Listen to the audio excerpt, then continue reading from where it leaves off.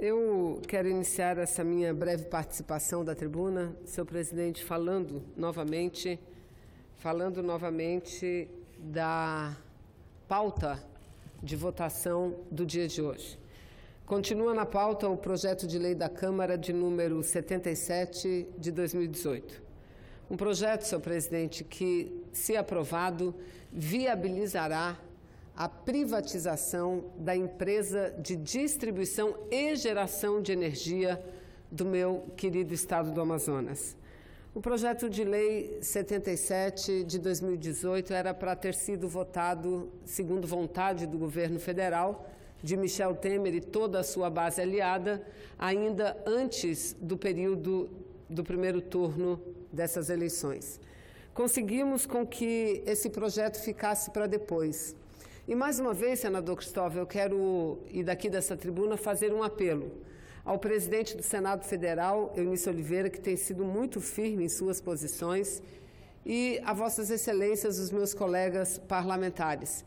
Nós não podemos votar um projeto de tamanha envergadura no momento em que o Brasil se prepara para tomar uma das suas principais decisões, que é a eleição, a escolha de quem será o futuro presidente do Brasil. E esse projeto é extremamente grave, senhores senadores e senhoras senadoras. Graves porque grave é a situação da empresa de distribuição de energia e geração Amazonas Energia. E eu explico por quê.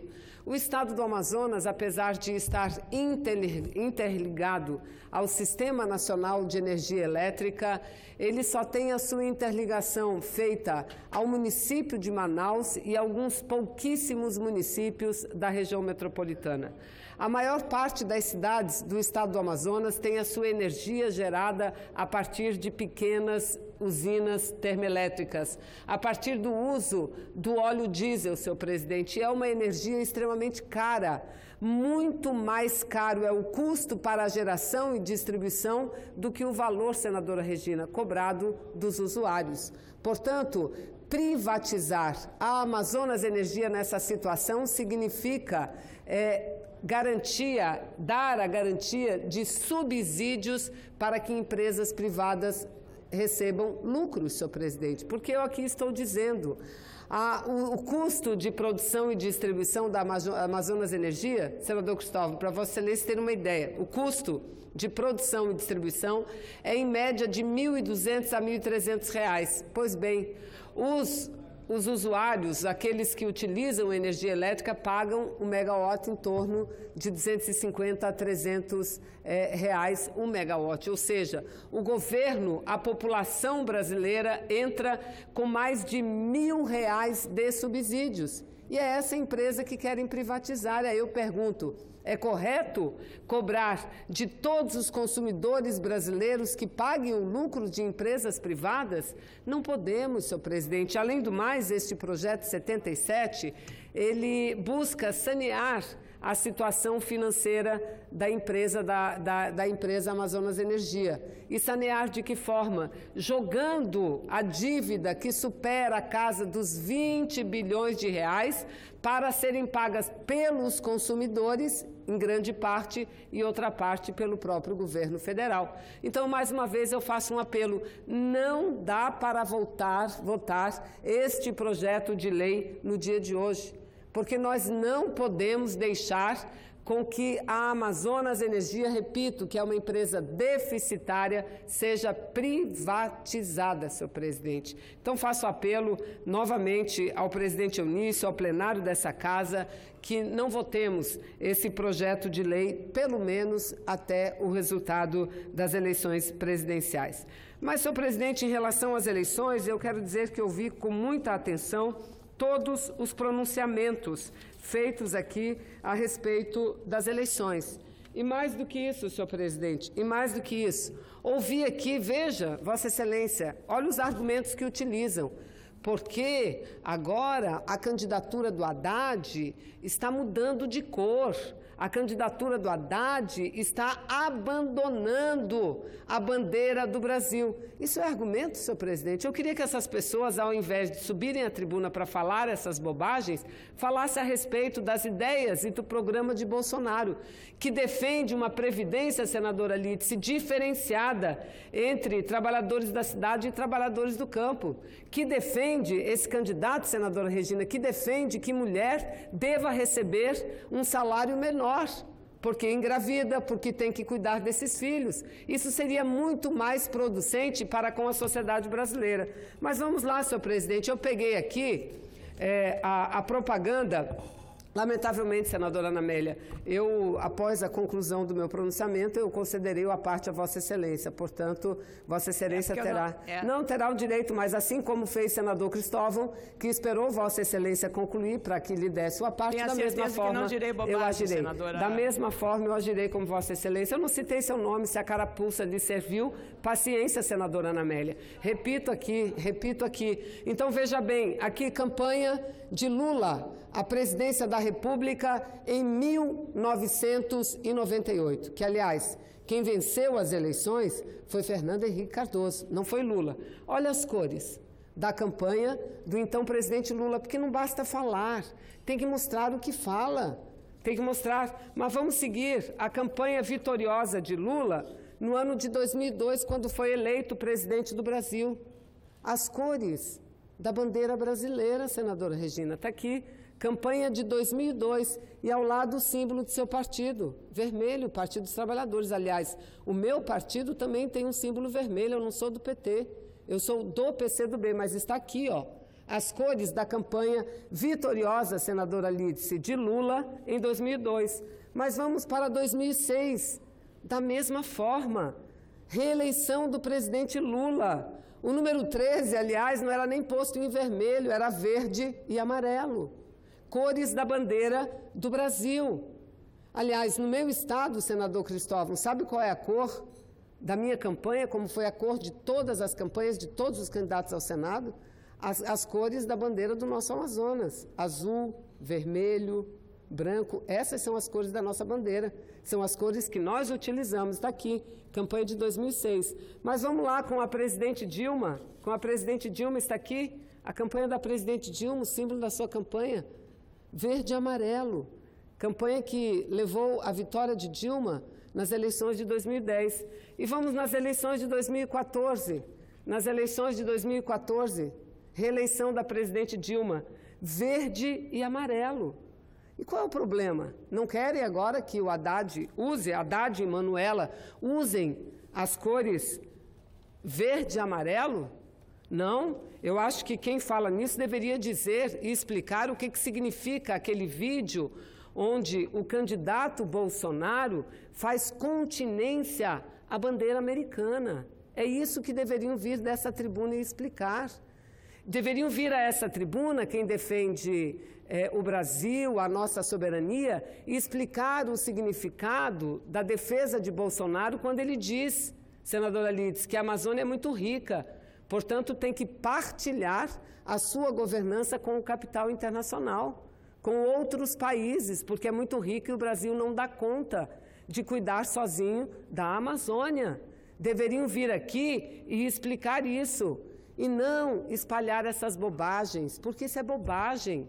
Vamos analisar o programa de um candidato e vamos analisar o programa de outro candidato. Aliás, no dia de ontem, o Ibope, Rede Globo de televisão, divulgou uma nova pesquisa em que mostra um quadro de estabilidade desde o início do segundo turno em relação à intenção de votos. Coloca o candidato Bolsonaro em torno de 15 a 18 pontos na frente do candidato Haddad, o que não significa, senhoras senadoras e senhores senadores, a vitória iminente desta candidatura que hoje está à frente, porque 10 dias num processo eleitoral é um tempo significativo. É um tempo em que nós poderemos ver mudanças significativas na opinião da população brasileira, porque, vejam, isso foi divulgado com muita ênfase, os números sobre a intenção de votos. Mas existem outros números que foram pesquisados, cuja divulgação não é feita de forma tão alardiosa, não. E eu aqui quero me referir ao estudo feito na pesquisa Ibope em relação ao que representa e defende uma candidatura em relação à outra. E veja, aqui que a própria população liga a candidatura de Bolsonaro. A candidatura de Bolsonaro é aquela que defende mais os interesses dos ricos. Isso é o que foi mostrado na pesquisa, das mesmas pessoas que, na maioria, optaram pela candidatura de Bolsonaro, ou seja, optaram pela candidatura de Bolsonaro, mas tem muito claro que é Bolsonaro que representa os interesses dos ricos, os interesses dos bancos, os interesses dos grandes agricultores, os interesses do empresariado. É isso que mostrou a pesquisa Ibope.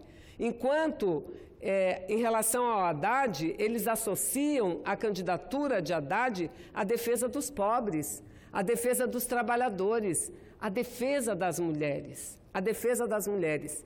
E por que esse candidato que defende rico, que defende banqueiros, que defende os grandes produtores, os latifundiários, por que esse candidato está na frente? Porque faz uma campanha suja.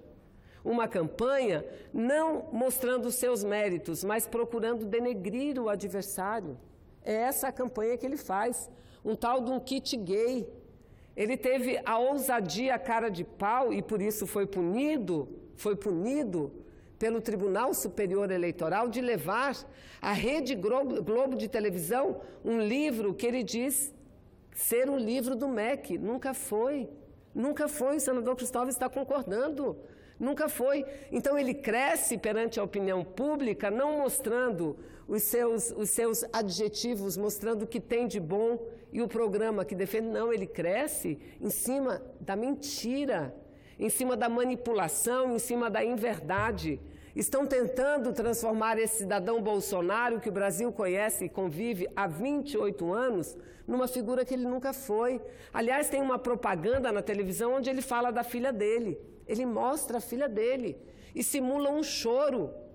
Na minha terra disse lágrimas de crocodilos, dizendo que foi uma bênção ele ter aquela menina. Não, esse não é o Bolsonaro. O Bolsonaro é aquele da entrevista do início da campanha que falou dos seus 4 filhos homens e que na quinta ele deu uma fraquejada e veio uma mulher, porque ele deu uma fraquejada. Esse é o verdadeiro Bolsonaro. Então, eu tenho certeza que nesses 10 dias, muitas coisas vão acontecer nesse Brasil. Muitas coisas virão à tona. E por que o povo brasileiro diz que Bolsonaro é que defende os interesses dos ricos? Está aqui no jornal Folha de São Paulo, publicado agora recentemente, no último dia 9 do mês de outubro. Bolsonaro e Guedes recrutam executivos para a sua equipe, para o seu ministério. E quem é que eles estão recrutando? Os CEOs, ou seja, os dirigentes de empresas financeiras, de bancos como o Banco of America para a América Latina, como dirigentes da Bozano Investimentos, do Banco Santander, do Goldman Sachs. São essas as figuras que eles estão escalando para compor os seus ministérios, esses técnicos. E mais, está aqui, Guedes, possivelmente, isso está nos jornais do dia de hoje, esse economista que defende, senhores senadores, o orçamento base zero. E o que significa o orçamento base zero? Sem nenhuma vinculação para a saúde, sem nenhuma vinculação para a educação, base zero, para políticas sociais, de assistência social no Brasil. Então, esse Guedes, ele é cogitado, e é ele que dá as cartas, para ser ministro da Fazenda. O ministério queria se fundir, possivelmente, segundo eles, com o planejamento. Mas, olha, os técnicos vão além disso, isso aqui está nos jornais também. Para a Justiça, ele deve indicar, caso seja eleito, se tudo der certo, não será eleito, porque eu acredito que formaremos uma grande frente em defesa da democracia e das liberdades no Brasil, que correm risco com a possibilidade de vitória de Bolsonaro. Mas veja, ministro da Justiça, Gustavo Bebiano. Quem é? Um grande jurista? Não, o presidente de seu partido, PSL. Para a Casa Civil, deputado Lorenzoni, Onyx Lorenzoni. Para o Ministério da Educação, senador Cristóvão, o dirigente da Associação Brasileira de Educação à Distância, Stravos, acho que é o nome grego, Cantopoulos, para o Ministério da Educação. E quem que é ele? É membro da Associação Brasileira de Educação à Distância. Talvez seja por isso que essa candidatura de Bolsonaro defende ensino à distância já desde o ensino fundamental, senador Cristóvão. Ensino à distância para uma criança de 7, 8, 9 anos de idade. E eu não estou inventando nada aqui, eles é que estão defendendo isso. Mas segue adiante. Para os transportes, um ministro-general. Para a defesa, outro ministro-general. E para a agricultura, quem? O presidente da UDR, da União Democrática Ruralista, a UDR, que é contra a reforma agrária. Nós sabemos, eu não fui deputada, não era constituinte, mas senadora Lídice foi deputada constituinte, lembra o que era a UDR à época. Então é por conta disso que a população liga Bolsonaro aos ricos, aos banqueiros, aos grandes latifundiários. Mas por que a maior parte ainda manifesta a intenção de voto nessa candidatura? Pelas mentiras que apresentam. Eu não quero aqui entrar no mérito do Partido dos Trabalhadores, se deve ou não fazer crítica ou autocrítica, se fez ou não fez. Aliás, não quero entrar no mérito do que disse Cid Gomes. Não quero entrar no mérito. Agora quero dizer o seguinte: mesmo diante das duras críticas que Cid Gomes fez ao Partido dos Trabalhadores, ele declarou: nosso voto crítico, apoio crítico é a candidatura de Haddad. E por quê? Porque o que está em risco no Brasil, é a democracia, são as liberdades. Ou seja, Bolsonaro, este candidato, é aquele que disse, e isso não é fake, isso não é invenção, que o erro da ditadura foi ter apenas torturado e não matado. Esse é o candidato que passou 28 anos na Câmara dizendo que no Brasil não houve golpe, que não havia ditadura, que houve uma revolução. Um candidato que teve o desplante, senadora Regina, quando eu era deputada federal, e a equipe de anistia buscava os corpos dos mortos, torturados e mortos da Araguaia, então, o deputado Bolsonaro mandou fazer cartazes e pregou em cada um dos nossos gabinetes. Teve o desplante de colar um cartaz na porta do meu gabinete, como de todos os outros deputados e deputadas, com dizer o seguinte: quem procura osso é cachorro. Quem procura osso é cachorro. Ou seja, contra a ação democrática do governo de amparar as famílias, de buscar pelo menos os corpos de quem foi morto, torturado e morto durante a ditadura militar. Esse cidadão não é aquele que defende o combate à corrupção, não. É aquele que quer colocar a corrupção embaixo do tapete. E olha, eu digo o seguinte: pode até ser que críticas e autocríticas têm que ser feitas, mas outra coisa também tem que ser feita pelos adversários. Reconheçam os avanços do governo. Reconheçam que pela primeira vez na história do Brasil, um presidente da República nomeou sempre o primeiro colocado na lista tríplice, senadora Lídice, para o Ministério Público Federal. Pela primeira vez, depois de muito tempo, a Polícia Federal teve autonomia para trabalhar. Terão, será que com Bolsonaro? Eu não tenho dúvida que não terão. Eu não tenho dúvida nenhuma. Por isso eu quero aqui, antes de conceder os dois apartes que me são solicitados, da senadora Ana Amélia, da senadora Lídice, eu quero dizer o seguinte, fazer uma conclamação. Nós não estamos só diante de duas candidaturas à presidência da República, não. Nós estamos diante da possibilidade de continuarmos ou não vivendo numa sociedade democrática. numa sociedade onde as pessoas podem subir numa tribuna, falar, criticar e por isso não ser ameaçadas. Vamos aqui citar quantos casos de violência de partidários de Bolsonaro. Mostrar a moça, a senhora que foi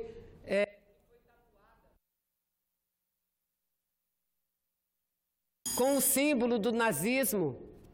Mostrar o capoeirista, seu conterrâneo, que foi morto com 12 facadas e que, num primeiro momento, quando perguntado sobre isso, sobre a violência de seus correligionários, o que ele respondeu, está nos jornais de hoje também.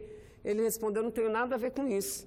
Não tenho nada a ver com isso. Isso não é coisa que eu fiz. Até que foi chamado a atenção pela sua equipe,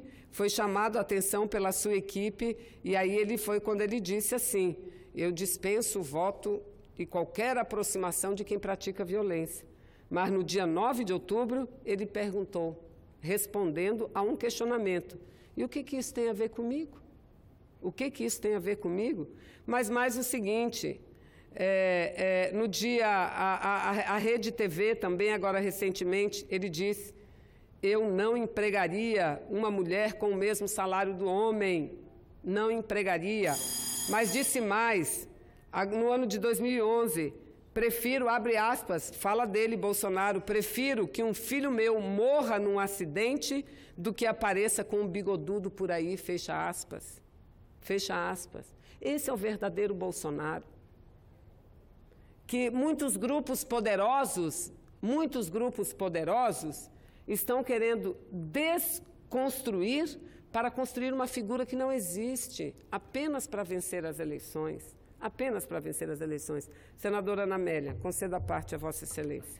Senadora Vanessa Graziotin, mesmo que Vossa Excelência não tenha citado o meu nome, mas ficava claro, límpido, translúcido que a senhora estava se dirigindo a mim, falando que eu falei bobagens na tribuna. Vossa Excelência fala que o candidato, eu não sou aqui advogada, minha posição é absolutamente de um apoio espontâneo e também com visão crítica sobre a candidatura Bolsonaro. Ponto. Então, isso é para ficar muito claro.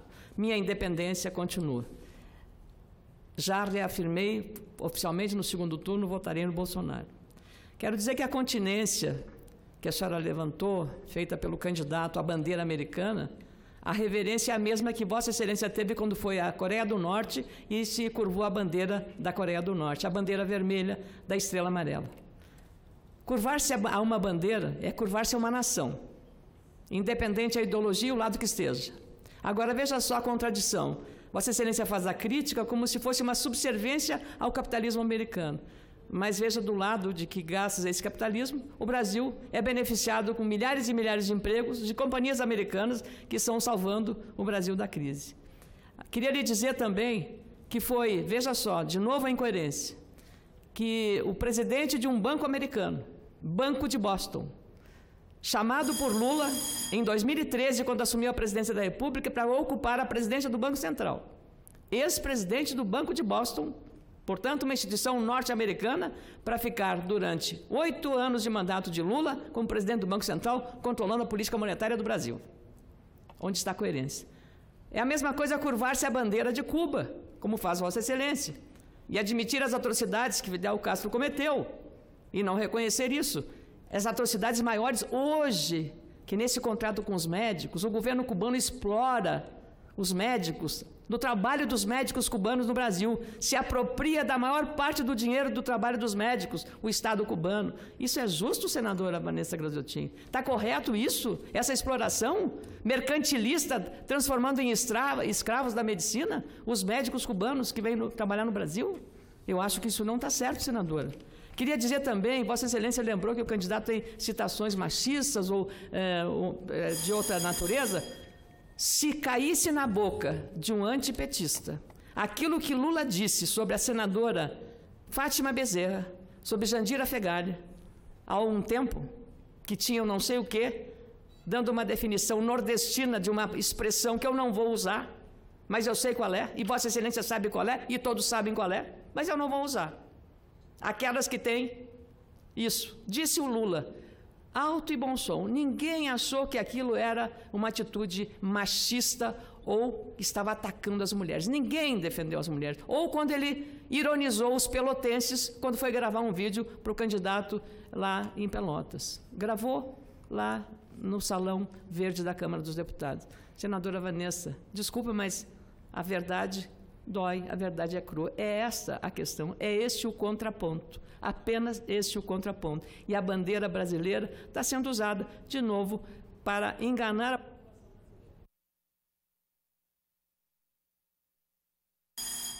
Senadora, eu primeiro agradeço a parte de Vossa Excelência. Eu acho que o que marca nossas relações é o respeito. Isso é muito importante, senadora. Vossa Excelência tem uma opinião diametralmente contrária à minha, e eu contrária de Vossa Excelência. Mas nós convivemos. É verdade. E convivemos com muito respeito uma com a outra. Lamentavelmente, não é essa a realidade do candidato Bolsonaro, que nunca teve essa convivência com seus pares. Basta ver os inúmeros vídeos, basta ver os inúmeros pronunciamentos. Então, eu acho até que nós temos que sair dos simbolismos e falar dos conteúdos. Por exemplo, Vossa Excelência cita o exemplo do presidente do Banco Central da época do presidente Lula. Mas nunca o presidente Lula defendeu o orçamento base zero, pelo contrário, fortaleceu a vinculação dos recursos, da aplicação dos recursos na área de saúde, na área de educação. Então, esta é a diferença. Esta é a diferença entre um e entre outro. Lamentavelmente, eu nunca estive na Coreia do Norte. Gostaria e vou fazer um grande esforço ainda para conhecer a Coreia do Norte. Recentemente, estiveram 2 senadores, eu até iria participar e não pude ir. Gostaria de ir. Também não vejo isso como um problema. O problema maior é o conteúdo. Foi o que ele falou em respeito da Amazônia. E eu digo isso porque sei que Vossa Excelência é uma defensora da Amazônia. E o que Bolsonaro disse? Que o Brasil não tem capacidade para cuidar da Amazônia. Não tem capacidade, então tem que compartilhar a governança da Amazônia com outros países. Isso sim que é uma atitude de lesa pátria. Isso aqui, senador, é bobagem. Está aqui, ó. Eu mostrei em 98 verde e amarelo para o Lula, em 2002 verde e amarelo para o Lula, em 2006 verde e amarelo para o Lula. O problema sabe qual é? O candidato chamado Bolsonaro, ele quer vincular, ele que é a verdadeira personificação da violência, ele quer vincular a candidatura de Haddad à violência. Eu pergunto dos senhores e das senhoras, em 14 anos de governo, qual foi o problema que o Brasil teve? De guerra civil, de convulsão social? Nunca tivemos, porque isso permeou as realizações. Volto a dizer, não sou do Partido dos Trabalhadores, não quero discutir se tem ou não que fazer crítica ou autocrítica, mas quero dizer o seguinte: muitas coisas também, quem foi oposição esse tempo inteiro ao governo de Lula, de Dilma, tem que reconhecer que eles, mais do que nunca, avançaram na pauta do combate à corrupção. Da onde vem a lei da transparência, da onde vem a lei da delação premiada, da onde vem a nomeação como primeiro da lista. Isso não era prática dos anteriores, não era prática comum dos anteriores. Senadora. Então contribuiu muito, mas muito mesmo, para que isso acontecesse no Brasil. Então por isso que eu acho que em 10 dias nós podemos, vou concluir, senadora, em 10 dias, só concedeu a parte à senadora Lídice da Massa e eu concluiria. Eu só lembro que você nem falou na facada que foi nessas últimas eleições presidenciais um ato de violência que você foi um ato de violência. Uma facada quase matou o candidato. Foi um ato de violência. Foi um ato de violência que todos os candidatos, inclusive, pararam as suas campanhas. Inclusive, Ciro Gomes parou sua campanha, Haddad parou sua campanha em solidariedade. Em solidariedade, todos pararam. O Alckmin também. Não vamos nem falar em corrupção, em condenados, porque aí a gente vai ver que o próprio partido do Alckmin, o PP, o Partido Progressista, tem um número muito maior de condenados,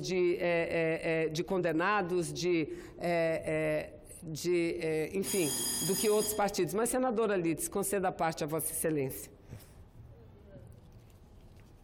Senadora Vanessa Graziotin, Vossa Excelência traz à tona um debate que é próprio desta casa, como a senadora Ana Amélia trouxe, que é o debate sobre o segundo turno das eleições.